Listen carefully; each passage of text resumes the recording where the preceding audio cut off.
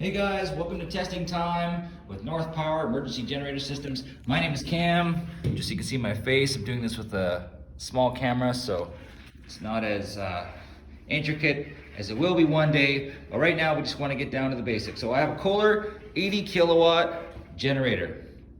Kohler 80 kilowatt with a John Deere engine. This video is a simple instruction, simply on how to run the unit and the basic checks before you do the test. Now, we're not going to get to the transfer switch today on this video, but we are going to get to the meat and potatoes of testing this generator. So this specific controller, as you can see, a lot of analog display. Not too many of these left, but if you have one, it's a unique controller, and the fact that you can do a lamp test simply by checking your lamps. You always want to make sure that all of these lights are working before you test, because if it shuts down and a light's burned out, you're not going to know, hey, why did it shut down? Because none of my lights are working, or some of my lights are, but one isn't. So always check that out first.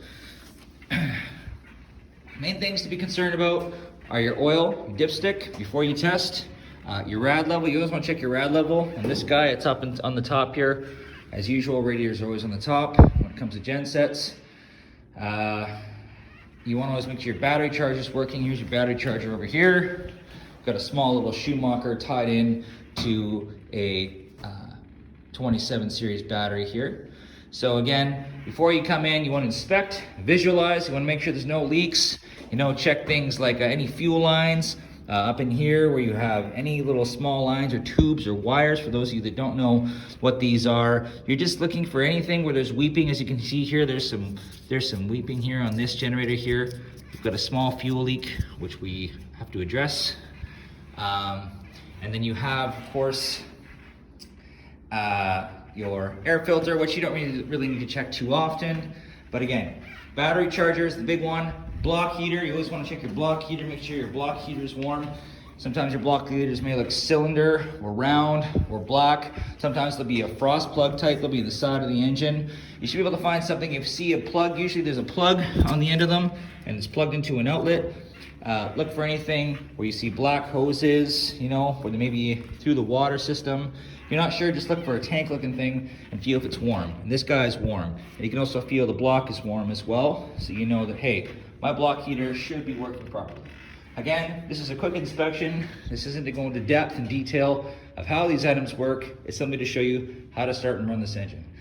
So remember to test every Monday before a storm, before a snowfall, or if you're ever concerned they're going to do a hydro, or they're going to cut the power to work on the building. You always want to test to make sure. And again, test on a Monday or Tuesday at 9 a.m. Don't test on a Friday at 4 before you go on holiday, and then call your company and say, hey, my generator's not working. That's not great either. So we'll go ahead and show you how to start the engine. And while it's running, you always want to keep an eye on your oil pressure, your water temperature as it comes up, and you can check your battery voltage and battery amperage. If you're not too sure about how your voltmeter and your ammeter works, don't worry too much about it as long as it's got the lights on. For those of you that don't understand this, again, this isn't to teach you electronics and electricity. It's simply to show you how to start and run the engine. So here you have an on-off auto switch. These guys are great because these old Kohler controllers have a alarm, a annunciator that goes off when you put it in the off position. And as soon as I click it to run, it's going to start and run. Make sure, after you're done running this generator manually, this is a manual test. This is not a transfer test. We'll go into that in another video. This is simply manual gen set running of a Kohler 80 kilowatt. Once you're done your test and you go back to off, make sure you go back to auto. And if you have any other type of generator out there, make sure you always go back to auto. Often guys will leave it in the off position after they've run it manually, forget that it's an auto, because some of them don't always enunciate and make noise when they're off. This is showing you generator switch is not auto. So that's what's great about these guys, but not every generator has it. So always make sure you go back to auto. Again, green light means good. So we're gonna go ahead and run this engine now. I'm gonna put my ear defenders on. Make sure you're wearing ear protection, guys. Always wear your ear protection, earplugs, anything like that. It is important. These things will make you go deaf over time. And here we go. There's your run.